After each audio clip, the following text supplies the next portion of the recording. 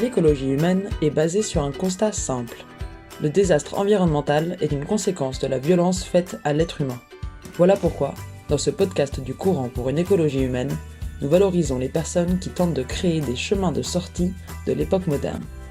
Abonnez-vous pour être alerté des prochaines actus.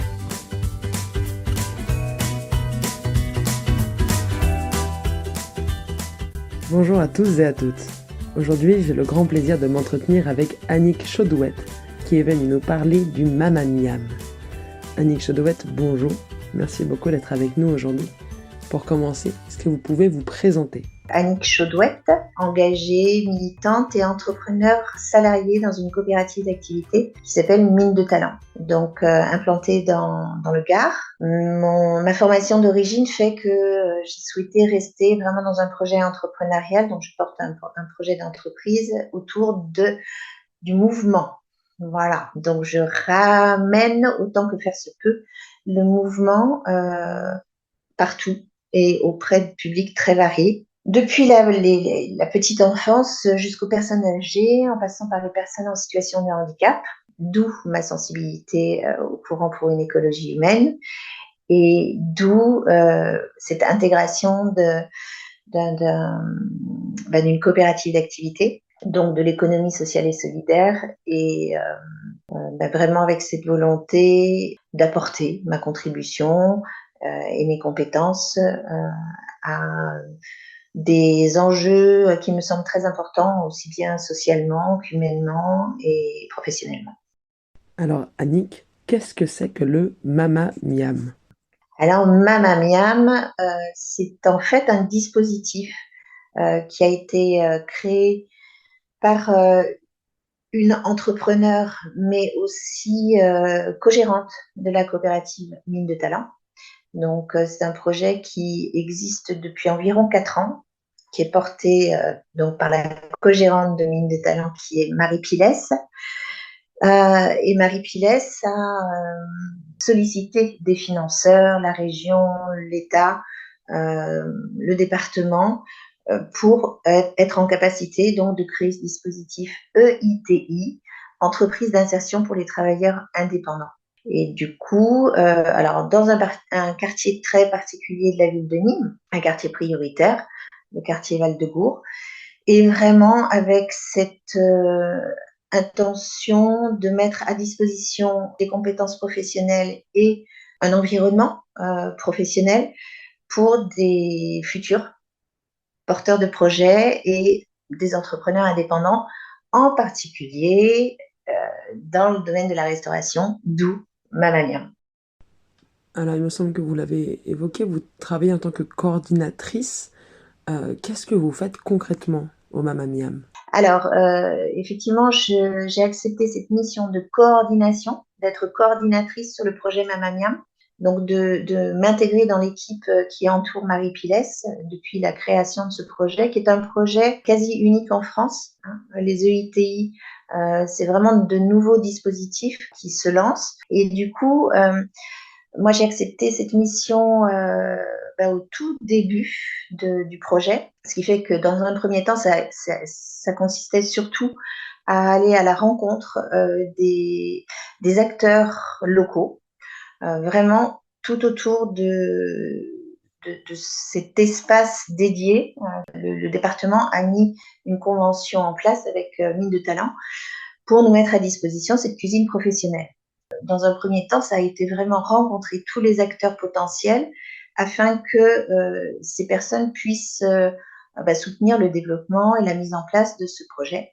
Petit à petit, cibler justement les partenaires potentiels qui pourraient nous aider dans l'accompagnement de ces porteurs de projets, puisque quelquefois, assez souvent, des porteurs de projets assez éloignés du monde du travail, et puis un projet entrepreneurial, c'est une posture toute particulière. Et parfois, les personnes que nous avons accompagnées se sont petit à petit aperçues d'un décalage entre l'idée du départ, le projet possible à réaliser. Et puis petit à petit, ma mission a évolué avec des réunions d'information collective, la coordination entre les différentes personnes qui peuvent s'inscrire dans le parcours, aussi bien du côté accompagnement que du côté entrepreneurial, futurs entrepreneurs qui peuvent avoir besoin de compétences complémentaires, de diplômes complémentaires. Voilà, donc moi vraiment, une mission d'aller chercher des infos, d'aller chercher du lien, de tisser ces réseaux voilà, autour du projet et autour des porteurs de projet. Annick, je vais vous poser une question un petit peu exceptionnelle parce qu'il s'avère que vous connaissez bien les activités du courant pour une écologie humaine. Alors, est-ce que vous pouvez établir un lien entre ce que vous faites au Mamamiam et ce que porte le courant? Là où je suis parfaitement en résonance avec le courant pour une écologie humaine, c'est sur cette idée que chacun à l'échelle que nous pouvons, là où nous sommes, nous avons vraiment un pouvoir d'être, un pouvoir d'agir, un pouvoir de sensibiliser et de créer ces liens, ces réseaux qui vont faire que, effectivement, petit à petit, cette conscience du soin relationnel, du soin humain, du sens, on voit actuellement les questions de sens du travail, de qualité de vie et conditions de travail, voilà, tous ces sujets que le courant pour une écologie humaine travaille et moi-même, voilà, depuis le Gard, toujours sensible et toujours dans cette idée de créer des liens, des ponts. Maintenant, j'aimerais en savoir un petit peu plus sur les personnes qui entrent dans le dispositif. Qui sont-elles? Comment arrivent-elles là? Et puis, est-ce que vous, au fil des ans, vous avez remarqué comment dire, un profil type de personnes qui intègrent le dispositif Mamamiam? Alors, je fais un lien donc sur cette diversité entre les porteurs de projets et également la coopérative d'activité Mine de Talent. Parce que justement, Mine de Talent, c'est une coopérative généraliste où vraiment les profils des entrepreneurs sont divers et variés, avec une palette très large depuis graphisme, la communication, la thérapie, bah, même l'habitat. Donc 200 entrepreneurs dans Mine de Talent au jour d'aujourd'hui. Dans Mamamiam, avec Mamamiam, d'un côté, effectivement, je dirais que le profil type, c'est que nous allons proposer un parcours à des personnes qui déjà ne connaissent pas l'économie sociale et solidaire, parfois, encore une fois, ont une idée que voilà, ils pourraient, avec les talents qu'ils ont, imaginer avoir un projet dans la restauration. Pour autant, acquérir les compétences et la posture de l'entrepreneur et éventuellement de l'entrepreneur dans une coopérative, c'est vraiment quelque chose qui s'affine au fur et à mesure du projet. Et ça rejoint aussi ce que nous disions sur le courant pour une écologie humaine et la place de la personne, de l'individu. C'est qu'à chaque fois, c'est unique. Actuellement, il y a 6 porteurs de projet, plus la chef cuisinier qui est aussi référente technique et qui est elle-même envisage de devenir porteur de projet par la suite. Autant d'éléments qui viennent nourrir le fait qu'on ne peut pas partir avec quelque chose de très cadré. Il y a un cadre. Effectivement, tous les porteurs de projet signent une convention avec Mamamiam qui leur permet de rester 3 fois 6 mois au maximum. Pendant ces 3 fois 6 mois, ça va vraiment être l'occasion d'affiner leur projet, de vérifier la viabilité, d'acquérir des compétences. Mais pour autant, effectivement, étant donné que chaque personne est différente et chaque projet est unique, au fur et à mesure, il y a vraiment des idées qui émergent et des questions qui nourrissent cette intelligence collective qui fait que nous, dans nos parcours professionnels, c'est passionnant parce que justement, on voit bien que chaque personne et chaque entrepreneur vraiment a une posture qui est la sienne et qui demande justement à être accompagné et pas figé de façon précoce. Donc on s'aperçoit vraiment au fur et à mesure que dans ces 3 fois 6 mois maximum, certains y vont faire un passage assez rapide parce que le projet était déjà bien avancé, il y a des compétences multiples. Donc c'était vraiment une période de vérification de la viabilité du projet, et d'autres vraiment vont avoir besoin des 3 fois 6 mois, voire plus. Et encore une fois, avec la coopérative, ça permet d'avoir un cadre qui facilite ces réadaptations, ces mobilisations nécessaires par rapport au projet. Et une fois que les personnes ont terminé leur parcours plus ou moins long au sein du dispositif, est-ce que vous conservez un lien, un contact avec ces porteurs et porteuses de projets? À la naissance du projet, c'est-à-dire avant qu'on ait cette cuisine professionnelle, pendant quelques mois, on a accueilli des porteuses de projets. Et effectivement, le lien, il a été pendant et après. Il y a une des porteuses de projets qui avait vraiment déjà une idée de très, très claire. Mais le fait de s'appuyer sur le dispositif et sur cette première formation HACCP, hein, donc l'hygiène obligatoire, le cadre réglementaire de l'hygiène en cuisine, ça a été le coup de pouce. Ça a été vraiment ce qu'il lui fallait. Et du coup, son mari et elle ont sollicité Marie Pilès pour passer la vitesse supérieure. Et du coup, elle est sortie du dispositif, mais elle est restée proche de nous, et elle fait partie des témoins qui incarnent vraiment le fait que il lui manquait vraiment cette confiance, cette assurance, et que le fait de passer par ce dispositif, ça lui a permis d'être force de proposition auprès de son mari, et puis ils ont vraiment trouvé la motivation d'acquérir un petit espace et de créer leur restaurant. Et puis il y a potentiellement toujours cette envie, que ce soit avec cette personne, mais aussi avec d'autres porteurs de projets qui vont entrer, sortir, puisqu'il y a vraiment cette réalité. Non seulement qu'ils intègrent le parcours, mais aussi qu'ils fassent connaissance avec la coopérative, avec cet univers de l'économie sociale et solidaire. Donc, ils aillent aussi, il y a une partie traiteur, donc pour vérifier la viabilité de leur propre projet. Petit à petit, ils vont être en possibilité de faire des devis, de proposer eux-mêmes des parties traiteurs, alors que ce soit en interne dans la coopérative, mais aussi en s'appuyant sur ces réseaux pour, à leur tour, trouver des clients, voilà, pour leur propre projet. Donc, vous voyez que c'est vraiment dans l'interaction, et que oui, les liens vont au-delà de on intègre un parcours, on prend ce qu'il y a à apprendre et puis on passe à autre chose.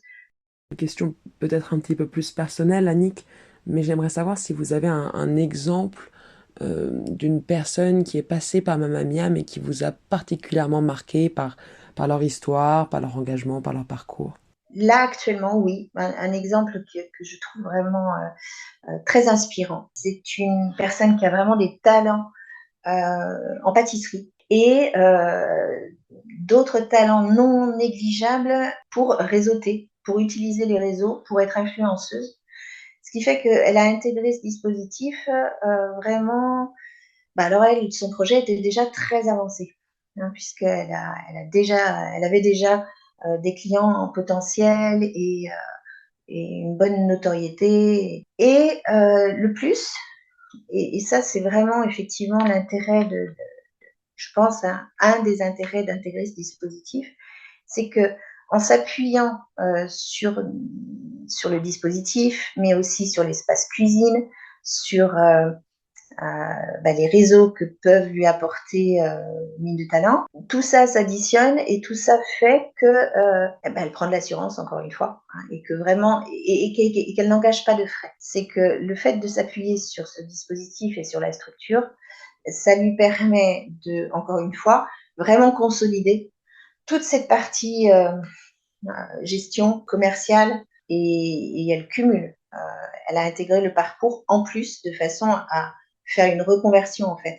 Donc ça aussi, c'est l'éligibilité pour intégrer ce parcours. Donc pour le coup, on a un partenariat avec une personne qui s'occupe vraiment de cette partie éligibilité, avec des prescripteurs. Et quand je parle des partenaires, ça peut être Pôle emploi, ça peut être la mission locale, etc.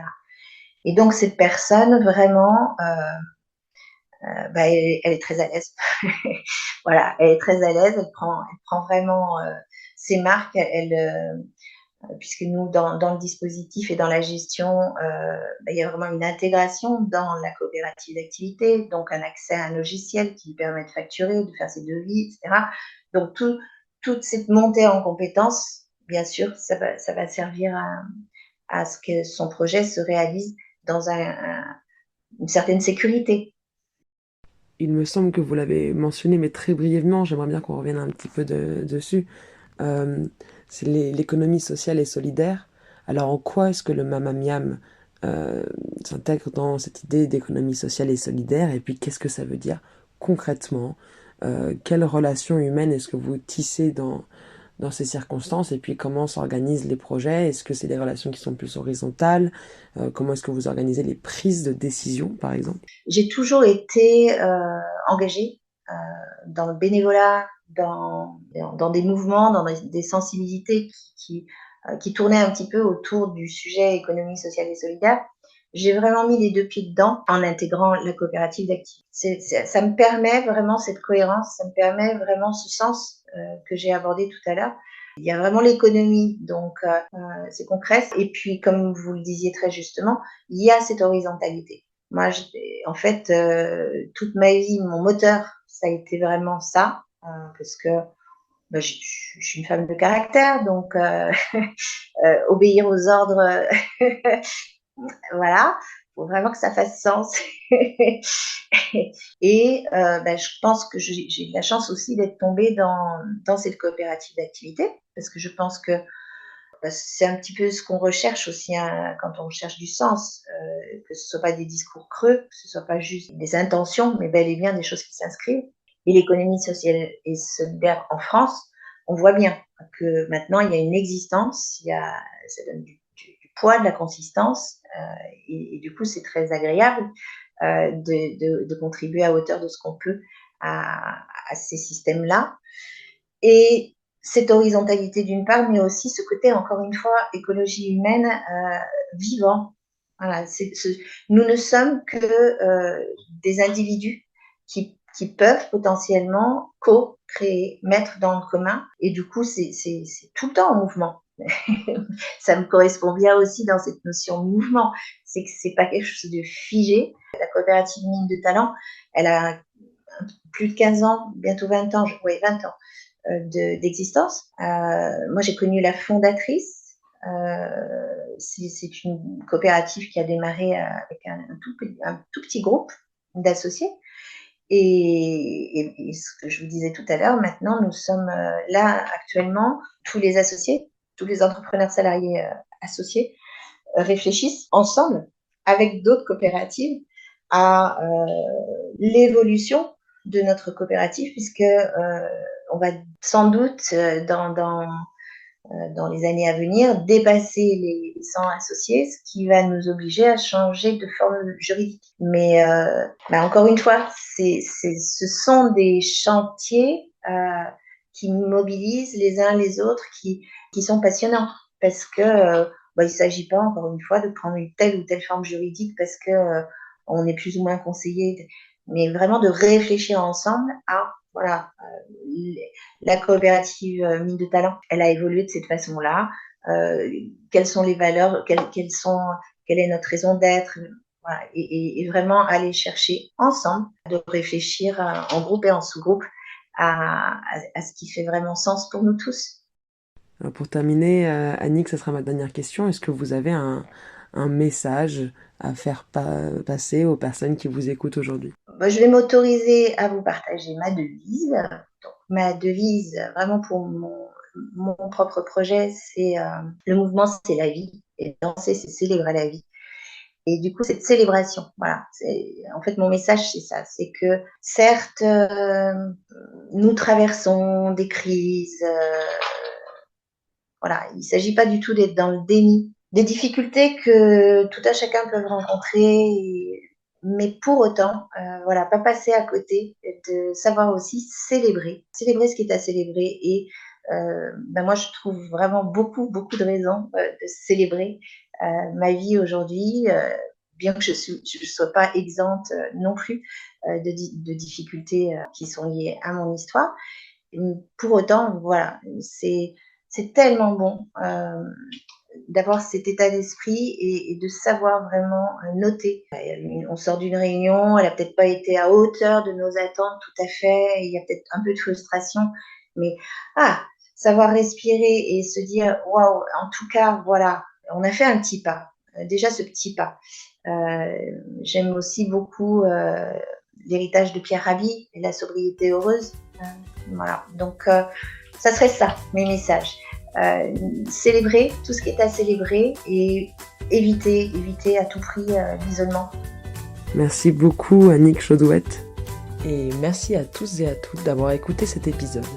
À très bientôt pour de nouveaux podcasts inspirants sur cette chaîne du courant pour une écologie humaine. Abonnez-vous pour ne rater aucun épisode et abonnez-vous également à notre newsletter mensuelle. N'hésitez pas à nous contacter sur les réseaux ou à national@écologiehumaine.eu.